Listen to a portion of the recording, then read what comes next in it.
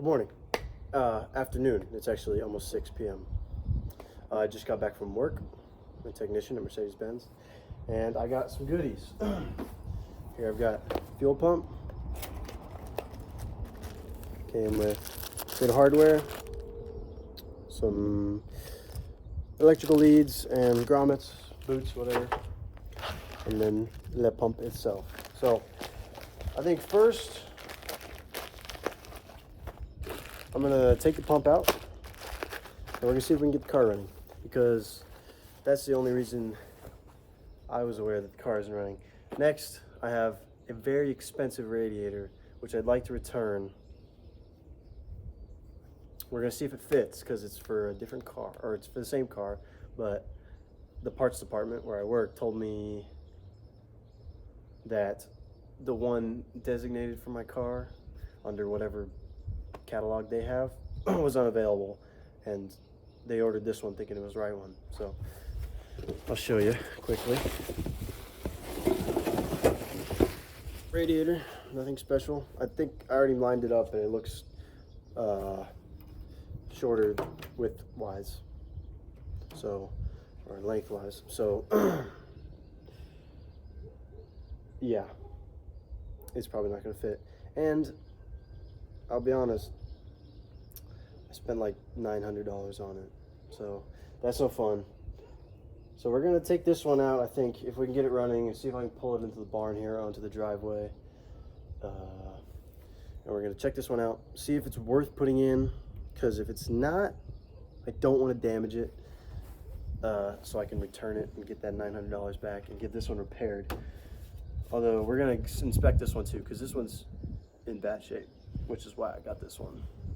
But if this is the wrong one and that one's worth repairing, we're gonna pack this one up and return it, and then I gotta get that one repaired. So let's get to it. I'm gonna get to the fuel pump and I'll take you guys along with me. As you can see, I've got an expert setup here in the corner of the barn, where I'm using a log as my tripod and a piece of wood so I don't get filthy. Anywho, I'm going to set up the camera underneath and show you guys what I'm doing. Might need a light. So, as I'm sure you guys know, working on a Mercedes is a delicate job, so you always want to make sure you have the right tools, which is why I've got a rusty vice grip, wire dikes, and a flathead screwdriver. So we're going to get it done with that, because I'm too lazy to grab what I really need. Last time I did this fuel pump, I was a youngin', and instead of doing it right, I did it wrong. And now instead of doing it right, I'm doing it wrong. And of course, the flathead's too big to get this hose clamp off. Yes, that's right. I hose clamped a terminal instead of repairing it, which I will be doing. I will be repairing this terminal this time. God, there's flies everywhere. Okay, let's do this.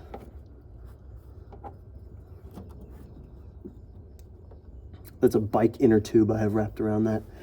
I cut the piece of the bike inner tube because the boot tore off, and well, apparently I glued it as well as taping it. Or maybe it just got hot because the terminal was terrible and I'm sure the connection was bad. Probably why the pump's dead. This is not going to be as simple to take out as I thought. Oh, you know what's great? I filled the gas tank with a couple gallons of gas, so that's going to go everywhere. Oh, stop!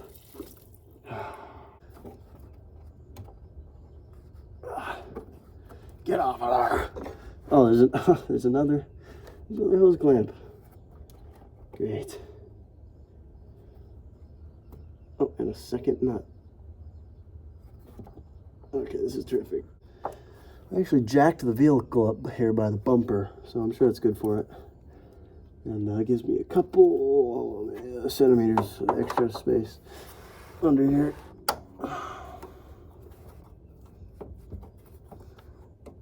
See, why buy real tools? Actually, all my real tools are at work. Oh, hey, it's a flathead. Perfect. I'll be in y'all's way for a second. Where's that other freaking whatever?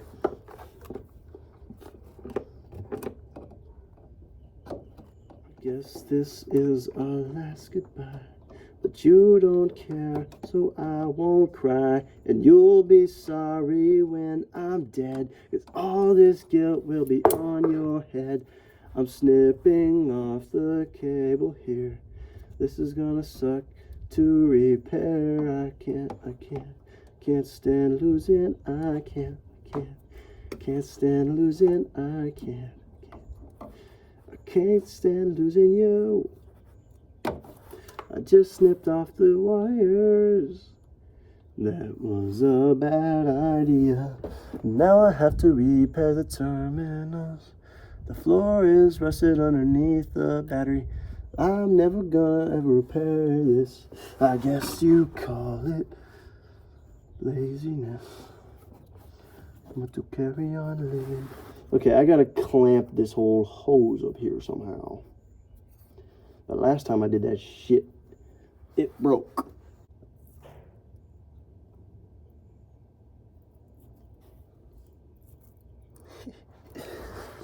Here's the problem. I should disconnect the battery, because that's a positive and a negative right there. Okay, I'm actually in a bad position right now. Okay, this is bad. Okay, what to do? What did I do? What do you do with a drunken sailor?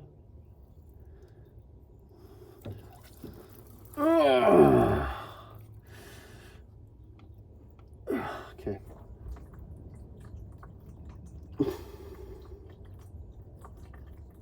Guys, it's not stopping.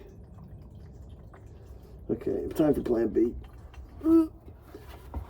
Get out of here. Okay.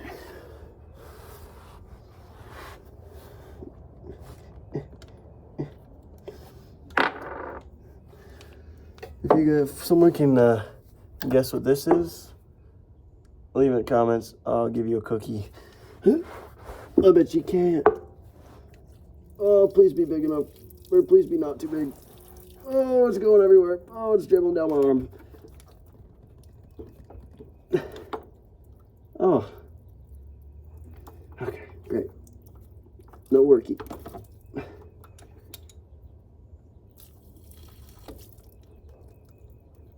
This is a nightmare. And whose fault is it?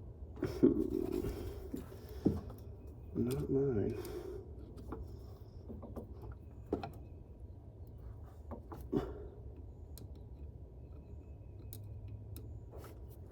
Here's the old pump, obviously this one versus the new pump. As you can see, the same size up top. Got all the right terminals and stuff. Down here they changed the design, so instead of just being a shaped fitting as a part of the fuel pump cylinder, there's a little head on it, and you screw this attachment here and there. So I'm going to do that quick. It's going to be a little bit longer, but it won't be too bad, I think. Those hoses will flex into place. So I'm going to get those together and then put these terminals on and suffer some more putting this pump back in. Okay, as you can see, I got new terminals on, new boots, new washer, and the new pump is in. I just have to tighten down this top thing here. Of course, I'm reusing the crush washer, and then I'm going to install these, get them snugged up, and maybe push the car forward away from the gas before I test it in case something sparks. But it's looking good, and it's almost there, and once this is going, we're driving it out of here. Yeehaw. There it is. The positive terminal might have broke when I put it on, so that's great. And if it is, I'm gonna have to get back under here and fix it. But for now, let's try and start it. All right, folks, here we go. After a little over a year, one varnished, ruined, broken, something fuel pump later, here it goes. I'm gonna switch the charger on to engine start.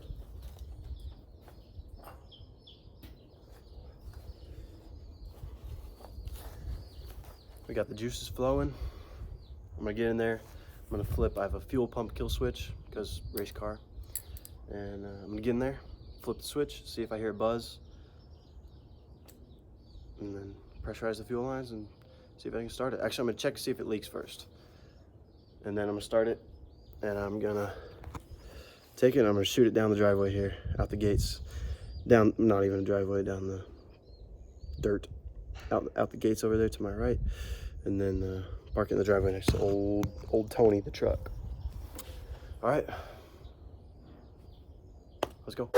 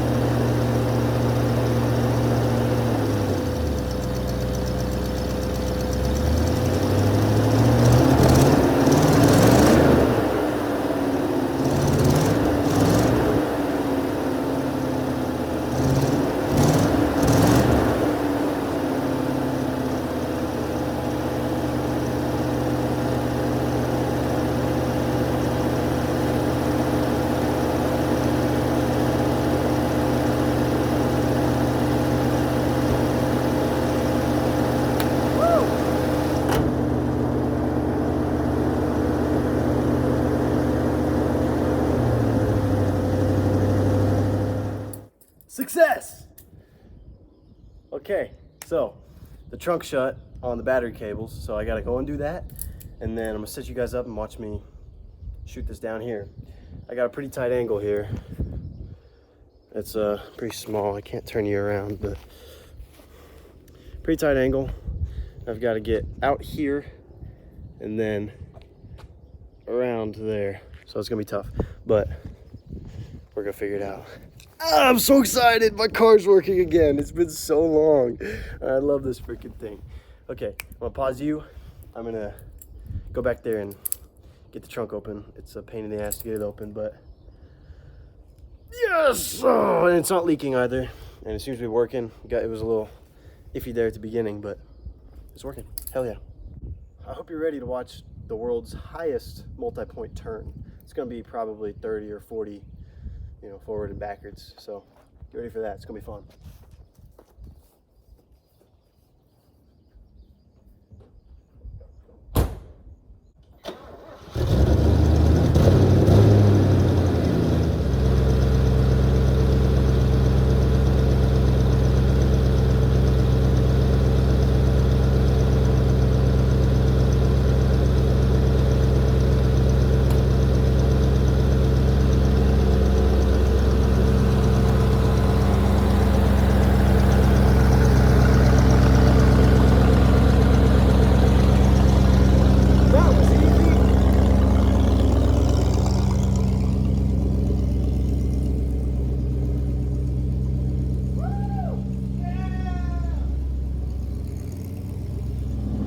Look at this baby.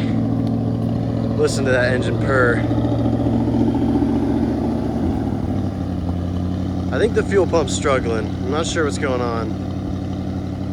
The idle's not happy. I might have to check out the relay. Hopefully that's all it is, but or the pressure sensor. You hear that? It keeps going up and then down. Anyways, let's get in this thing and move it. Okay, here it is. It's right parked outside our barn here. There's my 129. There's a video on that. Here's a Ford Falcon. I have to get onto that. It's a customer's. Anyways, good and bad. The car's working. Bad, it's just like I left it. And within, I don't know, it's been like 5 minutes of runtime. The car's off, but it's already at 100 degrees, and that's Celsius. So it's hot. It gets hot. That's why I got that radiator, and I got to deal with that. But for now, I'm going to pump up these tires, get the air compressor going, pump up these tires, and then see if I can bring it over to the garden hose and fill it up with water. See if I'm able to keep the temps down for just a little bit. We can take it on a spin. Well, here it is. I missed taking a video because it got kind of hectic. I just hopped in and went. After I filled it up with air there, I drove it around, pulled it up to the garden hose, and I filled it up, and it was huffing and puffing for a while, and eventually it sucked down some coolant, or some garden hose water, and the temperature dropped, and I took it for a spin. I just kind of hopped in. I told my brother, if you want to come, get in. And we just got in and went. I didn't have time to set up my phone, and the neighbors were yelling at me because I chopped the muffler off naturally. So here it is, 1980 R107 450 SL Mercedes, back from the dead.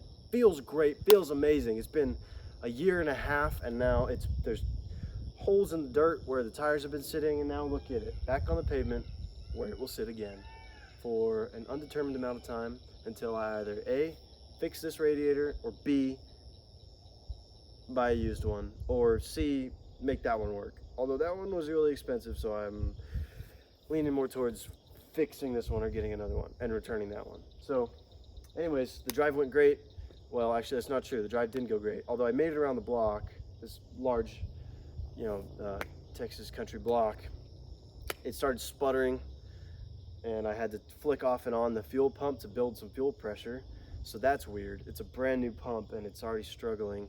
So I'm thinking maybe the secondary fuel pump up front, whatever that's called, maybe that one's going out, and it's depending fully on the rear pump because it would sputter and it didn't want throttle like it did earlier when I first started it.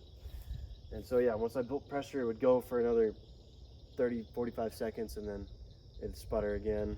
This only happened after a while though, so I think maybe I screwed up that connection there, the one I said might have broke when I installed it. I might have screwed that up and broken it because it bent real hard. You know when metal bends and then it snaps, especially thin, flimsy stuff like that. So I think I have to redo that connection. Check that, maybe a new fuel filter, maybe something in there blocking it up, blow out the lines. A lot of work, basically. It takes a lot. It's gonna take a lot of work. It's gonna take a lot of work. There's rust all up and down it. I'm thinking of getting a different one, but I'm so attached to this one. I love it. It was my first car, and so I'm really trying to keep it around and make it work first. But yeah, in general, it was fun. It was awesome. It made me real happy to drive my car again after so long. This is my baby. Although I don't treat it like a baby, it is. And I rinsed it off, rinsed the window off. It's foggy on the inside because a bunch of water got in and it's hot now, or it's hot inside and the exhaust is eating shit up. But moral of the story is, fuel pump's in, the car's running, I'm happy. There's a whole lot more work to be done, obviously. I think next I'm gonna work on the radiator, or I'm gonna figure that out off camera. I'm gonna do the work on camera, but I'm gonna sort out what I'm gonna do, and then I'm gonna get that radiator in and figure that out. And then next video I think is gonna be repairing the floor. There's a big old rust hole in the passenger side floor, and it's only getting worse as the car sits outside. So fortunately it was covered right there, so I might park it back up again. But it looks good here in the driveway. But yeah, next video is going to be maybe some rust repair. Maybe we'll see if we can cut out a little panel there. Even though it's got a texture to it, this thing's a hot rod, so I'm going to cut it out and put a plate in there and paint it. Whatever, just have fun. Maybe work on the trunk, there's some rust there. Maybe work on these inner fender wells, there's some bad rust there. But that's about it for the rust on the car. It's just these fender wells, the door jambs and rockers, and then the floor and the trunk and the front of the fenders. So actually there's a lot, but we're gonna figure it out. Like I said, I'm debating on getting another one. I really love this car, but we'll see what happens. I'm excited. I'm happy to have my car back, like I've said. And thank you all for watching. It was another fantastic, exhilarating episode of Van's Classic Hot Rods and Customs. So if you want to see more, please like and follow. I think you saw that Coronet over there. There's a E30 in the garage. There's a 129 in the garage, another Mercedes, a newer one, a 1997 SL.